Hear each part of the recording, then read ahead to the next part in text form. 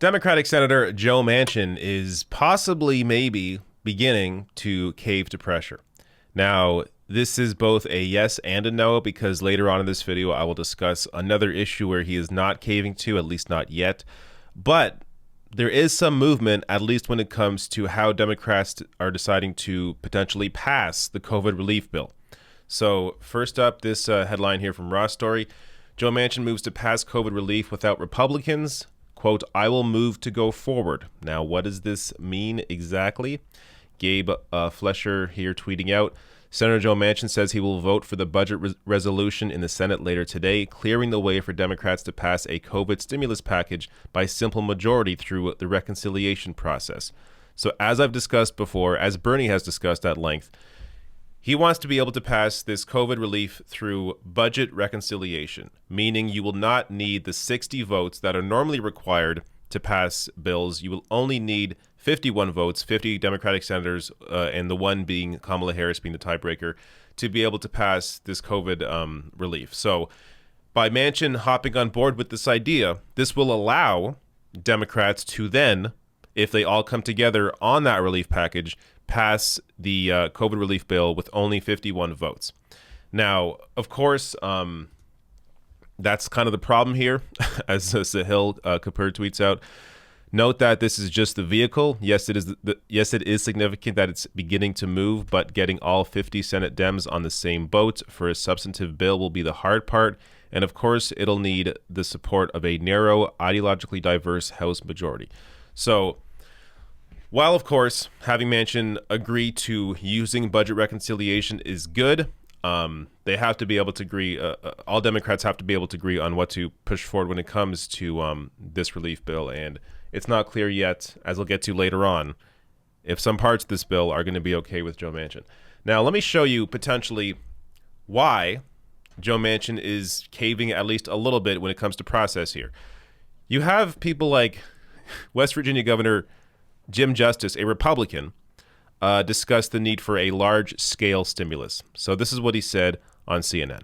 I mean, at the end of the day, really and truly, Poppy, what we need to do is we need to understand that trying to be, per se, fiscally responsible at this point in time with what we've got going on in this country, if we actually throw away some money right now, so what? Now, this is something that you will never hear Joe Manchin say. If we actually throw away some money right now, so what? This is what Democrats should be saying. Joe Manchin should be saying this, that obviously we have to deal with the pandemic. Who cares if we throw away some money right now? But you actually have the Republican governor of West Virginia being more progressive, more left-leaning than Joe Manchin currently is. So potentially, this is from last week. This may have had some impact on Joe Manchin. Also, Kamala Harris coming out in West Virginia media and discussing something similar. The president and I are really clear. We can't continue this way, and we've got to work with a sense of urgency. And so we're offering the American Rescue Plan that's about opening schools back up in a safe way. It's about getting support for small businesses, getting relief for families. So many people have been unemployed for almost a year at this point, hardworking folks who have lost their jobs through no fault of their own. And the president and I feel very strongly that these are the moments when we are facing a crisis of unbelievable proportion, that the American people deserve their leaders to step up and stand up for them. The American people deserve their leaders to stand up for them. Kamala Harris saying this in West Virginia media, while Joe Manchin publicly was against passing anything without Republican support. So this may have also played a factor, of course, in pressuring Joe Manchin to back budget reconciliation. And Joe Manchin's reply to this, I got to read this. He says, I saw it. I couldn't believe it. No one called me, he said. We're going to try to find a bipartisan pathway forward. I think we need to, but we need to work together. That's not a way of working together what was done. So clearly he was bothered by the pressure he felt from Kamala Harris in West Virginia media saying this. Well, you're not going to back actual help for your constituents. You're going to fight the idea of them getting financial help.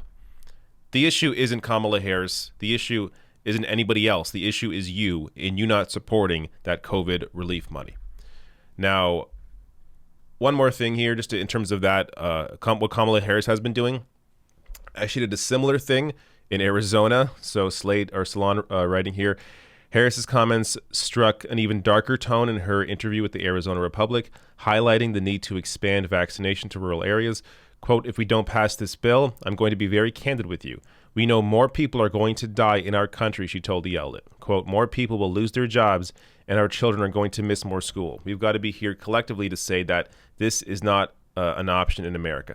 So this was about Kyrsten Sinema in Arizona, the other so-called moderate conservative Democrat that also has been wish-washy when it comes to passing anything without support from Republicans. So Kamala Harris, surprisingly, actually out there pushing these senators to be more forward-thinking, more progressive when it comes to their approach in supporting at least what Joe Biden's doing. Obviously, there is a limit to what Kamala Harris is going to say based on what Joe Biden is doing, but still, the fact that you have any Democrats at all pushing back on Joe Biden's $1.9 trillion COVID relief plan shows you just how conservative much of the Democratic Party is.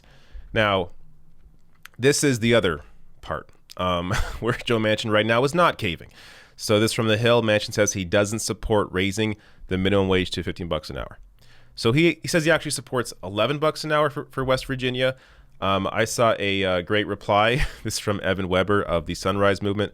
Says, okay, then we can do 15 minimum wage for 49 states. West Virginia can have $11 an hour. Is that your proposal? Do you think that will make sense to your constituents, Joe Manchin?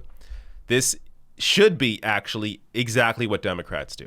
If Joe Manchin's not going to back $15 an hour, well then put a bill forward. $15 for every state except West Virginia. Here you go, Joe Manchin. You can have your $11 an hour. And then see how his voters feel about that. Democrats have to play hardball. This is, Kamala Harris doing this is one way to do that, the first step. But doing this would be a brilliant way to move forward. Also, just to be clear here, it's there's some discussion or debate around whether or not Democrats can actually pass the increase in the minimum wage without or with budget reconciliation. So they may in fact need the 60 votes, but there's a dispute about that.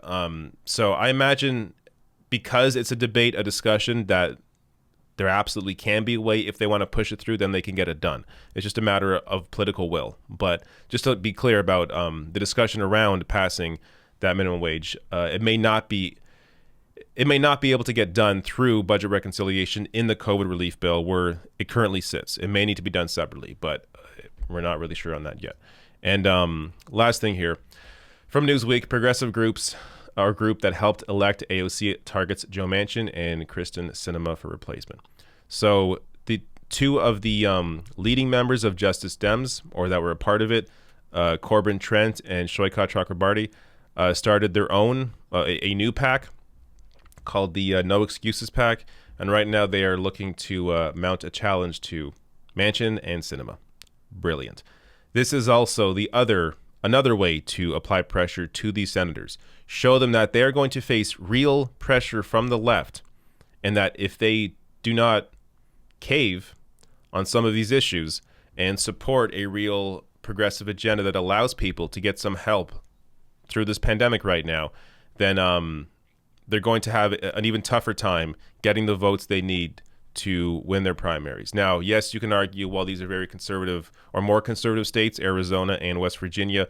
But if you can run a populist left message that is very similar to AOC, then absolutely, I think the right name with the right money behind them can absolutely take on Joe Manchin or Kyrsten Sinema. And we're going to see more of that in the future.